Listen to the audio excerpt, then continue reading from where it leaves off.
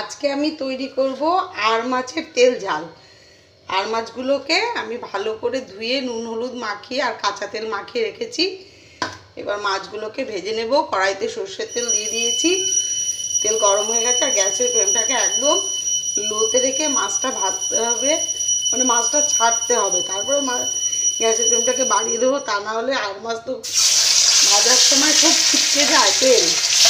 এই ঢাকা দিয়ে দিয়ে খুব সাবধানে আমার মাছগুলোকে ভাজতে হবে।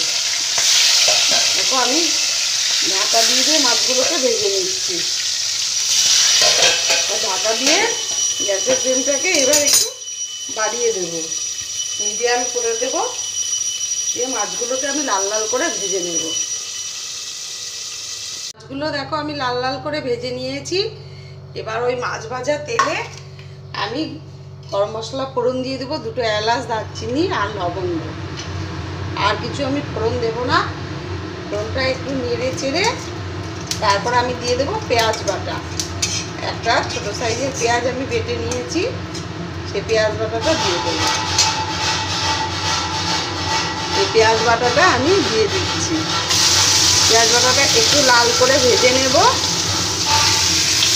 তারপর বাকি মশলাগুলো আমি সব দিয়ে দেবো। পেঁয়াজ বাটাটা একটু ভেজে নিয়ে দিয়ে দেবো আমি আদা রসুন বাটা, আদা বাটা আর রসুন বাটা আর টমেটো একটা কুচিয়ে রেখেছি, টমেটো বাটাটা দিয়ে দিলাম, টমেটো কোচানোটা দিয়ে দিলাম। দিয়ে দেবো স্বাদ মতো নুন আর হলুদ, আর দেবো লঙ্কা বাটা। এবার ভালো করে সব কিছু আমি একটু কষিয়ে নেব। মশলাটা খুব ভালো করে কষিয়ে নিয়েছি। এবার আমি পরিমাণ মতন জল দিয়ে দিচ্ছি।